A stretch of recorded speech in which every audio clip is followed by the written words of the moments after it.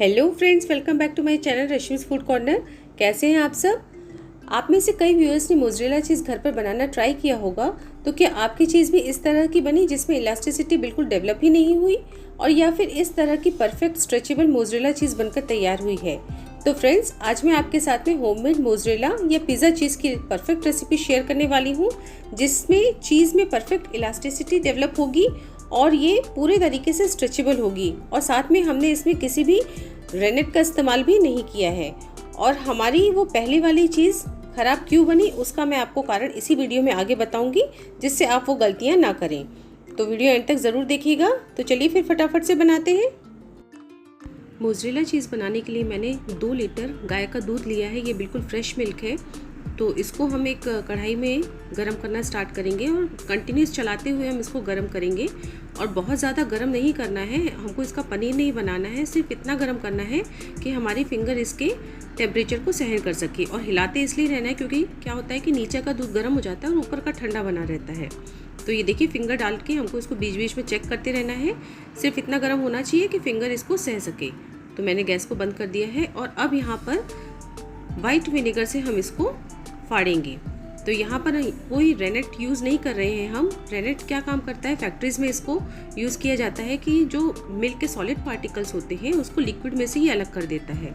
तो घर में हम इसका काम विनेगर से करेंगे। तो इसमें विनेगर कंटिन्यूस हम डालते जाएंगे और डाल के इसको लगातार हिलाते भी जाना है।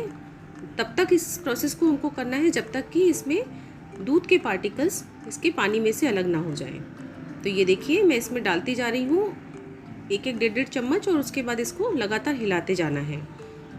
तो काफ़ी लग जाता है, 4-5 टेबलस्पून विनेगर इसमें लग जाता है। तो ये देखिए, ये अलग होना स्टार्ट हो गया है। इसमें मिल्क के सॉलिड पार्टिकल्स इसमें से अलग होना स्टार्ट हो गए हैं और इसका जो लिक्विड पार्ट है वो अलग होना स्टार्ट हो गया है। और इसको लगातार चलाते रहना है और ये धीरे धीरे चलाते चलाते ही ये देखिए एक साथ पूरा इकट्ठा हो गया है। बहुत ही बढ़िया, इसमें से मिल्क के पार्टिकल अलग हो गए हैं। और ध्यान रखना है, इसको ज़्यादा गर्म में नहीं फाड़ना है, नहीं तो वो उसका पनीर बन जाएगा। बहुत कम गर्म में ही इसमें विनेगर डालना स्टार्ट कर देना है। अब इसको हम सेट होने के लिए, एक साथ कोएगुलेट होने के लिए, इकट्ठा होने के लिए मिल्क पार्टिकल को 10 मिनट के लिए ढक के छोड़ देंगे। 10 मिनट बाद मैंने इसको खोल के देखा तो ये देखिए पूरा एक साथ ये हमारा चीज़ इकट्ठा हो गया है। और अब किसी भी बड़े झारे से सारे चीज़ को हम बाहर निकाल लेंगे। ये देखिए इस तरीके से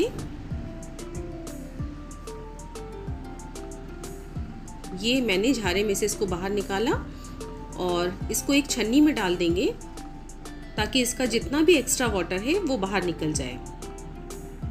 देखिए कितना बढ़िया चीज़ इकट्ठा हुआ है। और इसको अब हम प्रेस कर करके, चाहे आप स्पैचुला से प्रेस करें चाहे आप हाथ से प्रेस करें, इसको हमको अच्छे तरीके से दबा दबा के इसका पूरा एक्स्ट्रा वाटर बाहर निकाल देना है। और चूँकि ये गाय के दूध का है इसलिए ये बहुत परफेक्ट चीज़ बनके तैयार होता है।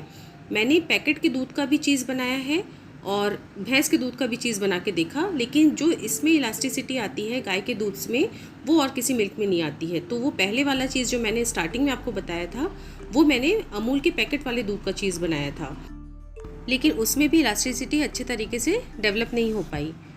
तो इसको मैंने अच्छे तरीके से पहले स्पैचुला से प्रेस करके पानी निकाल लिया और उसके बाद हथेलियों के बीच में हम अच्छे तरीके से दबा के इसका जितना भी एक्स्ट्रा वाटर रहेगा उसको बाहर निकाल देंगे।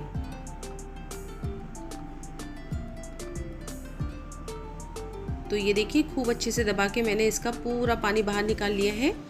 और इसको अब परफेक्ट चीज़ में कन्वर्ट करने के लिए इसको 2 प्रोसेस में से गुजारना पड़ेगा। उसके लिए सबसे पहले जो हमने ये मठा बचा था, हमारा पानी बचा था, उसमें 1 टेबलस्पून सॉल्ट ऐड करेंगे। और उसके बाद इसको हमको अच्छे तरीके से गर्म करना है। सिर्फ गर्म करना है, उबालना नहीं है। इसको मिक्स करते हुए नमक को मैंने इसको अच्छे तरीके से गर्म कर लिया ताकि चीज़ जो है उसमें हल्का सा सॉल्टी टेस्ट आए। और उसके बाद इस चीज़ को इसमें डिप कर देंगे 15 से 20 सेकंड के लिए। और 15 से 20 सेकंड के बाद इस चीज़ को मैंने इसमें से बाहर निकाल लेना है। और इसको बाहर निकालने के बाद फिर से हमको इसका जो एक्स्ट्रा वाटर है उसको अच्छे तरीके से प्रेस करके बाहर निकालना है। तो इसको बार बार हम हीट ट्रीटमेंट इसलिए देते हैं ताकि इसमें अच्छे तरीके से इलास्टिसिटी डेवलप हो जाए। ये सारा प्रोसेस फैक्ट्रीज में भी इसी तरीके से होता है, तो इसको बार बार हमको हीट ट्रीटमेंट देना पड़ेगा इसमें इलास्टिसिटी डेवलप करने के लिए। फिर इसको मैंने वापस से इस पानी में डाल दिया और 15-20 सेकंड के बाद इसको वापस बाहर निकाला और इसमें से एक्स्ट्रा वाटर बाहर निकाल दिया, इसको प्रेस कर करके। तो इस प्रोसेस को हमको कम से कम 5 से 7 बार करना है। ये देखिए,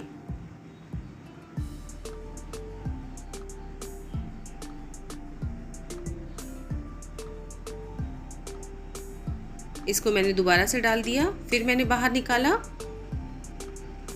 और ये देखिए इससे इसमें स्ट्रेचेबिलिटी बढ़ती चली जा रही है। ये देखिए स्ट्रेच होता चला जाएगा। तो 5-6 बार करने से ये प्रोसेस जब हम करते चले जाएंगे तो ये बहुत अच्छा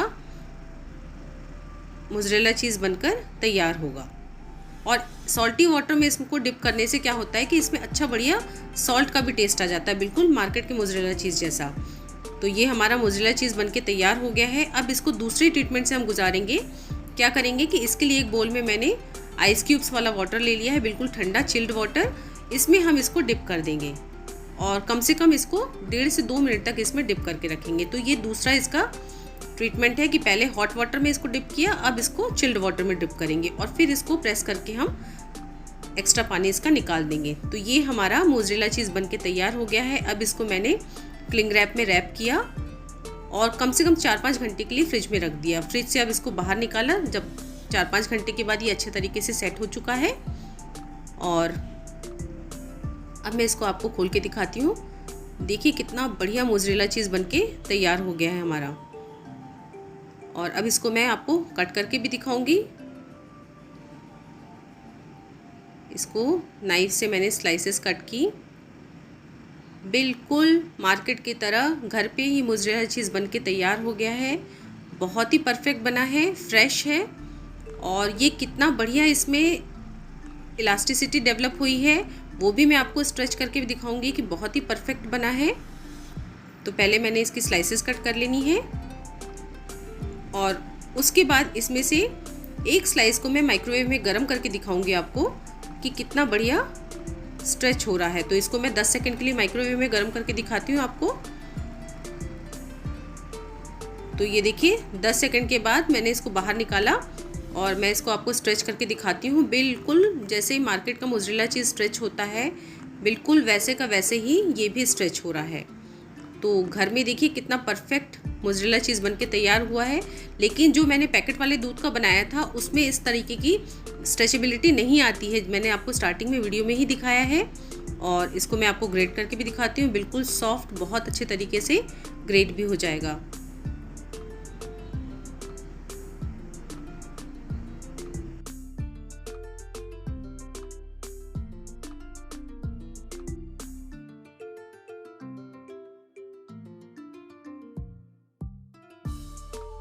तो ये मैंने मोज़रेला चीज़ को ग्रेट करके भी आपको दिखा दिया है, बहुत ही बढ़िया है। और ये कितना बढ़िया मेल्ट होता है ये भी मैं आपको आगे दिखाती हूँ। तो मैंने 2 ब्रेड की स्लाइसेस ली हैं और बिल्कुल नॉर्मल प्रोसेस से जैसे हम सैंडविच बनाते हैं उस तरीके से मैं आपको बना के दिखाती हूँ। इसके ऊपर मैंने जो पिज़्ज़ा सॉस होता है उसको स्प्रेड कर दिया और ऊपर से ये mozzarella cheese, homemade mozzarella cheese लगा दिया। और ऊपर से जो फ्लेवर आपको डालना है, थोड़े से मैंने स्वीट कॉर्न रख दिए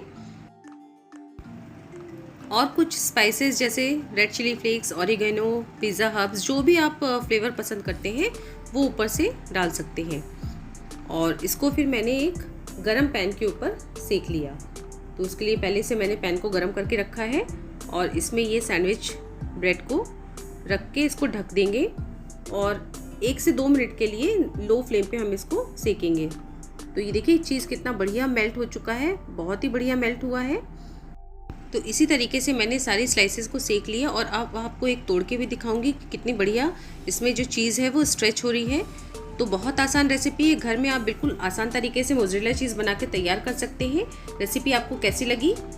अगर अच्छी लगी हो तो लाइक और शेयर कीजिए। साथ में मेरे चैनल पे पहली बार आए हैं तो सब्सक्राइब के बगैर बिल्कुल मत जाइए और बेल बटन भी ज़रूर दबाइए। तो फिर मिलते हैं मेरी अगली नई रेसिपी के साथ, तब तक के लिए बाय बाय।